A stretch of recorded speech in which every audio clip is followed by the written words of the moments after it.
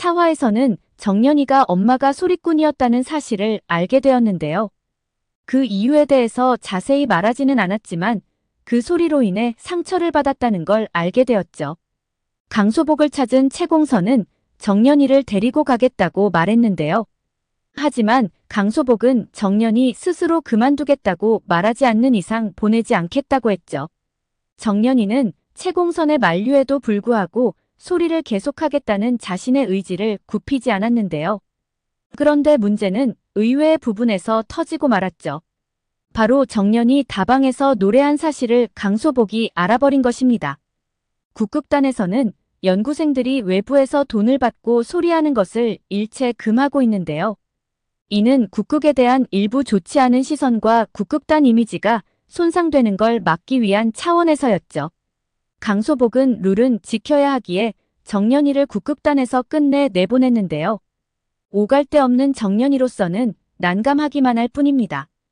그럼에도 불구하고 끝까지 주란에 대한 의리를 지키는 멋진 모습을 보이죠.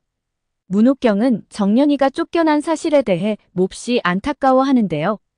강소복에게 선처를 호소해보지만 강경한 태도를 보이는 그이죠. 문옥경은 정년이에게 자신의 집에 당분간 머물러도 좋다고 허락했는데요. 하지만 서해랑은 이러한 문옥경과 정년이가 마음에 들지 않습니다. 급기야 그가 외출한 사이 정년이에게 너 때문에 문옥경이 곤란할 수 있다며 집에서 나갈 것을 종용하는데요.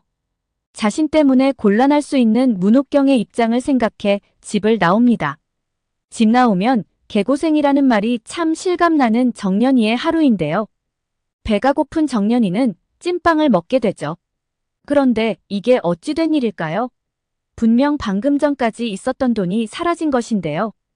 방심한 사이 그만 소매치기를 당해 가지고 있던 돈 모두를 털려버린 것이죠. 문제는 빵값도 지불할 돈이 없다는 것인데요. 결국 경찰서에 가게 된 정년입니다. 그런데 그 순간 짐가방에서 한 장의 명함을 보게 되는데요. 바로 일전 다방에서 방송국 PD에게서 받아둔 명함이죠. 당장 오갈 곳이 없는 정년이는 그에게 전화를 걸게 되는데요. 그리고 자신을 가수로 키워주겠다는 말에 대해 현재도 유효한지 물어보죠. 정년이는 그의 집에 머물면서 패트리샤 김에게 가수 준비를 위해 본격적인 레슨을 받기 시작하는데요. 촌스러운 옛모습은 사라지고 예쁜 옷과 구두, 화장품까지 새로운 스타일로 완벽하게 변신하는 데 성공하죠. 그는 박종국과 본격적인 계약서를 쓰게 되는데요. 그런데 어쩐지 좀 불안한 느낌을 감출 수가 없습니다. 정년이가 계약서 내용이 무엇인지 알지도 못한 채 사인을 하는 것이죠. 그는 형식상 쓰는 계약서라고 말하지만 왠지 노예 계약이 아닌가라는 생각이 드는 것도 사실이죠. 가수 데뷔를 위해 다양한 문화생활도 필요하다는 PD를 따라 허영인의 독창회에 가게 되는데요. 그곳에서 강소복과 문옥경을 만나게 됩니다. 문옥경은 완전 다른 사람으로 변한 정년이를 보며 놀라워하는데요. 정년이를 아끼는 그는 너무 멀리는 가지 않았으면 좋겠다며 안타까움과 따뜻한 시선을 보냅니다. 공연이 끝난 후 디너에 참석한 정년이는 고급지고 맛난 음식으로 가득한 별천지 세계를 보는 듯한데요. 그런데 그곳에서 의외의 장면을 목격하게 됩니다. 바로 허영서가 엄마와 나누는 대화를 우연히 듣게 된 것이죠. 허영서 엄마 한기주는 타인의 시선을 아주 중시하는 사람인데요. 장녀인 허영인과 허영서에 대해 편애가 아주 심하죠. 세계적인 성악가인 허영인은 그들에게 자랑스런 딸인데요. 국극에 대해서는 격이 떨어진다고 생각하는 그는 허영서가 국극을 하는 것조차 마음에 들지 않아 하죠. 게다가 격 떨어지는 국극에서조차 주연도 못한다며 허영서의 자존감을 사정없이 떨어뜨리는데요. 정말 친엄마가 맞나 싶은 생각이 들 정도로 영서가 불쌍하다는 생각이 듭니다. 그런데 문제는 이 대화를 정년이가 다 들어버린 것인데요.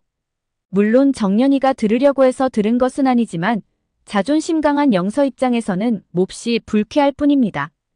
허영서는 엄마에게 화난 감정을 정년이에게 분풀이하기 시작하는데요. 결국 선 넘는 행동을 하고 말죠. 바로 정년이 뺨을 때려버린 것인데요. 여기서 그냥 당할 정년이 아니죠. 눈눈이로 맞은 대로 그대로 돌려줍니다. 그런데 또다시 때리려는 허영서를 향해 강하게 경고를 하는데요. 이제는 봐주지 않겠다고 말이죠. 예고편에서 드디어 정연이가 TV 출연을 하게 되는 것 같은데요. 그런데 알고 보니 자신과의 계약 과정에서 박종국의 계략이 있었던 것으로 보이죠. 정연이는 우연히 그의 방에서 엄마인 최공선의 사진을 발견하게 되는데요. 이는 아마도 사전에 정연이가 최공선의 딸이라는 것을 알고 있었던 것으로 보이죠.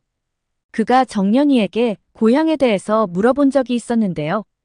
왜 물어보냐는 정연이 말에 그는 이렇게 대답을 했었죠. 정연이가 TV에 출연하게 되면 고향 사진이 필요하게 될 것 같다고 말이죠. 그런데 아마도 정연이가 미끼가 아니었나라는 생각이 듭니다. 엄청난 유명세를 타던 최공선이 아무도 모르게 세상에서 잠적해버렸는데요.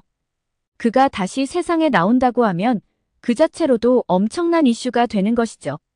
게다가 정연이 엄마가 최공선이라고 하면 그 자체가 이미 엄청난 화제일 텐데요. 그가 노렸던 부분은 바로 이것입니다. 그런데 더 중요한 부분은 바로 이것인데요.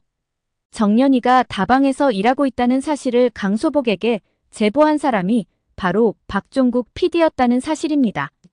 그는 이 큰 그림을 그리고 있었던 것인데요. 강소복이 이 사실을 알게 되면 정연이가 국극단에서 쫓겨날 거라는 것을 알고 있었던 것이죠. 그리고 오갈 데 없는 정연이가 자신에게 연락을 해올 거라는 것 또한 예측했던 것입니다. 어쩌면 정연이가 돈을 소매치기 당한 것도 이 사람의 계략일 수도 있다는 생각이 드는데요. 정말 절실해야지 자신한테 연락할 확률이 더 높아지기 때문이죠. 정연이는 박종국 PD가 어떤 사람인지 모두 알게 되었는데요. 하지만 계약서를 작성한 이후라 돌이킬 수 없게 되어버렸죠. 그는 자신이 시키는 대로 하라며 적반하장으로 정연이에게 화를 내는데요. 하지만 그는 정연이를 아직 모르는 것 같습니다. 정연이는 자신이 기생이냐며 그가 시키는 대로 하지 않겠다고 선언을 하는데요. 그리고 무대에서 하이힐을 벗어버려 모두를 놀라게 합니다. 드디어 TV에 등장한 정연이인데요. 국극단 연구생들은 정연이를 보고 신기해함과 동시에 환호를 합니다. 저 사람이 목포에서 올라온 정연이가 맞냐는 것이죠. 아마도 정연이가 방자로 관객을 사로잡았듯 가수로서 자신의 스타일에 맞게 시청자를 사로잡을 것으로 보이는데요. 엄청난 돌풍을 일으키지 않을까 싶습니다. 국극단 연구생들 사이에서도 새로운 바람이 불 수도 있지 않을까 하는 생각이 드는데요. 오랜 시간 국극단 생활을 하고 있지만 제대로 된 배역 한번 맞지 못하고 촛대만 하고 있는 사람들이 수두룩하죠. 예고편에서 홍주란이 국극단을 떠나는 모습을 볼 수 있는데요. 주란은 애초 국극단을 떠날 사람은 정연이가 아니라 자신이었다고 이야기하죠. 아마도 자신 때문에 정연이가 다방에서 일했다고 이야기를 한 것으로 보입니다.